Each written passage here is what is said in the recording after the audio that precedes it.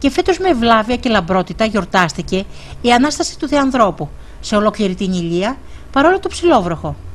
Στον Άγιο Αθανάσιο, ο Μητροπολίτης Ηλίας, κ. Γερμανός, παρουσία των πολιτικών και στρατιωτικών αρχών, έψαλε το Χριστός Ανέστη, δίνοντας το Άγιο Φως στους πιστούς που είχαν κατακλείσει το εσωτερικό του ναού, αλλά και τον περιβάλλοντα χώρο.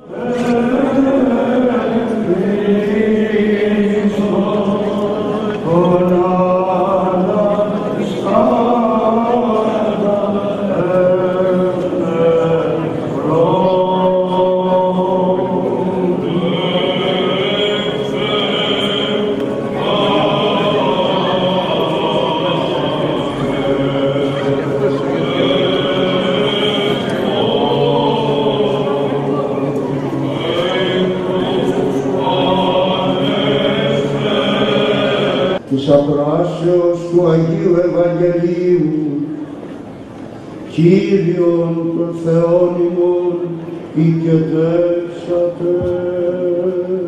Κύριε ελέησον, Κύριε ελέησον, Κύριε ελέησον. Σοφία, ορθή ακούσομεν του Αγίου Ευαγγελίου, ειρήνη πάση. Και το πνεύμα σου. Εκ του κατά Μάρκον Αγίου Ευαγγελίου το ανάγνωσμα.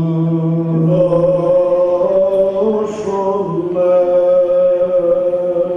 Την πρωί της μιας Σαββάτων έρχονται επί των μνημείων ανατήλατος του ηλίου και έλεγον προς εαυτά και ξεθαμβήθησα, ποδε λέγει αυτές μη εκθαβείστε, Ιησούν ζητείτε των Ναζαρινών των εσταυρωμένων, ηγέρθη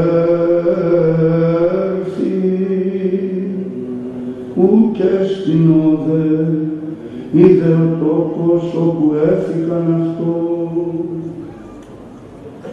αλληπάγεται. Είπατε τους μαθητές αυτού και το Πέτρο.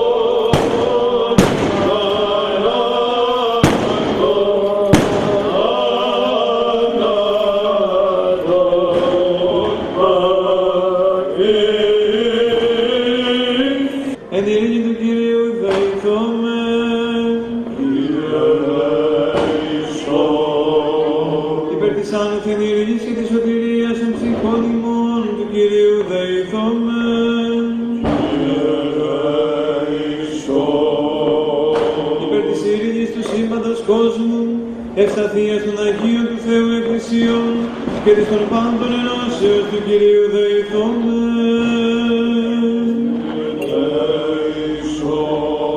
Περ του Αγίου οίκου τούτου και των μεταπίστεως ευλαβίας και φόβου Θεού ισιόντων εν αυτό του Κυρίου δεηθόμεν.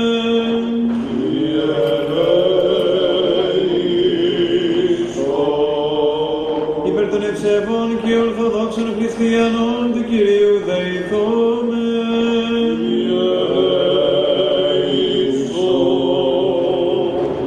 Υπέρ του Αρχιεπισκόπου ημών Γερμανού